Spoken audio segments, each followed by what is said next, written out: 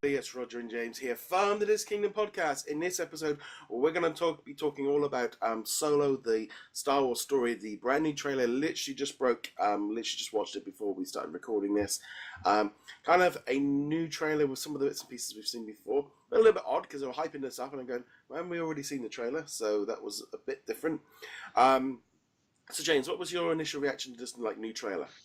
I liked it better than the first one. I think the first one was kind of like spacey, and here are the characters, and you know, flash and snap, and we're syncing up the sound with the stomping and stuff, and that was okay, but it didn't really introduce the movie. This does a much better job of establishing the core plot, some of the main players. The new actor for Lando got a couple lines in, is great. I think he's probably going to actually steal a large part of this movie. We got to see Emilia Clarke in action, the main the woman lead in this. We got to hear the droid talk, L3, and it's got a woman's voice. That's interesting. I don't think I don't think we've had a woman droid in the mainline Star Wars.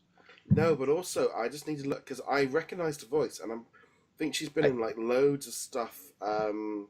And I have not looked it up. She sounded a lot to me she sounded a lot like Major Kusanagi from the Ghost in the Shell anime series, which is Phoebe Waller-Bridge is her name, so that's not who I'm thinking of. But she's going to be in Goodbye Christopher Robin as Mary Brown, so you're going to see her again in Disney movies. She was in Broadchurch. I know who she is because she's been in loads of TV shows over here. Right, yeah, I recognize Broadchurch. Yeah, they even brought an American version of that, which wasn't particularly good. Yeah, she was. There was a great show over here, and it was on Sky, and it was called The Cafe, and it was set literally about 50 miles, and it was all about the little family running an outside cafe on the seafront, which obviously was a little bit like, well, yeah, that's what I do for a living. So, and they had a full-on Bristolian voice like this. They were so so she is funny. She's been in quite a few bits and pieces.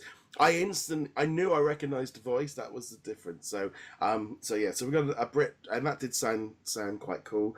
Definitely looks like we're seeing Chewbacca and Solo right at the very beginning of their relationship, finding out about each other. Got to see another Wookiee as well. That was kind of interesting. Very briefly, it looked like maybe Chewie's wife or something like that. If I remember correctly, he did have a family in the holiday special, which somehow is still canon. So if you were going to toss something out of canon, that might be the one to do. But it's still there, which means he's got a family. So presumably this might be his wife, possibly. But it could also be his mom or dad. It could be mom or dad. It could be his own son as well. I don't know. But it'll be good to see more of that early relationship fleshed out. Obviously, they have the joke line like, "You're 190? Wow, you look real good," and and so forth. So they're not hammering the humor point very hard, but they're definitely making sure to include it. So I'll be honest. I think this very much sold on me. This looks great. I'm looking forward to seeing it. The trouble is, this one, I think it literally hits just after I go on holiday. So whether or not I bother going and seeing it on holiday, I don't know. It's going to be a hard one. I might just wait till I come back because of the timings and stuff. But you could see it at Disney. Yeah, at Disney AMC Springs. I saw The Force Awakens when it came out. Totally by coincidence, I was there. I remember going to see Castaway. That was not a great movie to watch before you fly home. I kept my shoes on. I don't see a problem with that one. Yeah, I know I kept my shoes on the way home after watching the flight. Just make sure that your luggage contains survival gear in it. It's just that thing, I think, for Solo, of just it looks good, and I'm looking forward to it. But at the same time, if this was out in 6 months' time, and we will have allude to an episode coming up in a couple of weeks' time, this is the issue with this one of, it looks good. It feels a little bit different. There's not a lot of Empire in this either. Well, the train, presumably, that we saw, the mag train or whatever it's called, is presumably an Empire thing, and they will be involved. But it looks like the main villain is a gangster, not Jabba the Hutt, a different gangster. I don't know the name of the character. Yeah. He does look kind of cool. He's got a cool visual design. He's got those cool, like... Scars.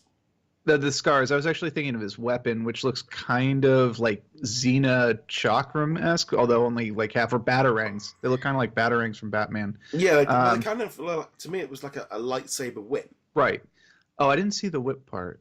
Well, but it kind of looked like, and it looked like it, kind of had that feeling of it, a bit like Whiplash. Maybe. I might check that one out again, because I felt it was like daggers, but the daggers were coming out. So he's holding it like this, and there's a dagger out here and a dagger out there, and he was slicing like that. But it could also totally be a whip. We've only seen this twice, and that is like literally a half-second sequence. So don't take that one as don't worry. And whoever's right, it doesn't matter. Yeah. But obviously, we've talked about Solo a couple times already, and I think it's pretty well established that we're both, prior to this, very ambivalent on the title. Kind of, it's a thing, it's a Star Wars, but yay.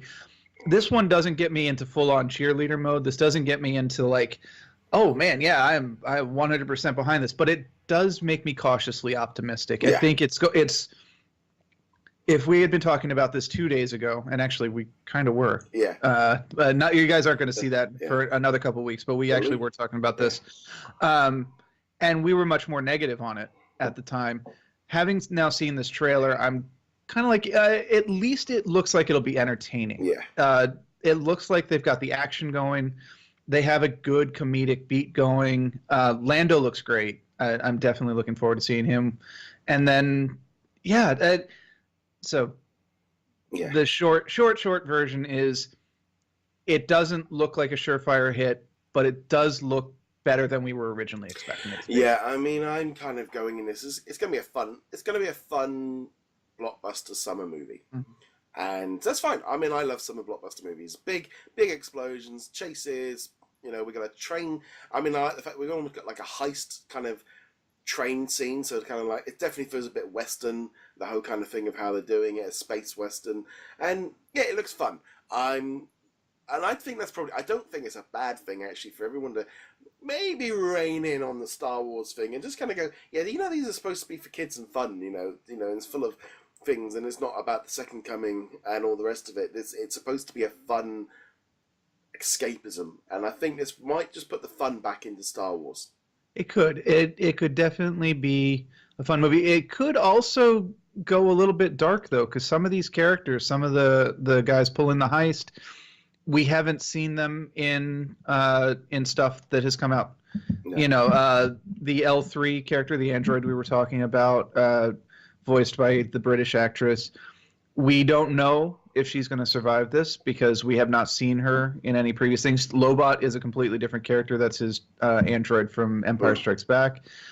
We have not seen Woody Harrelson's character in other things. And obviously that makes sense because these are all new characters for this, but it does mean that it could potentially go a degree of that Rogue One thing where at the end, other than the obvious characters like Han Solo and Chewie and Lando, everyone could die. Yeah. I don't think they're going to go that direction. It doesn't have that feel.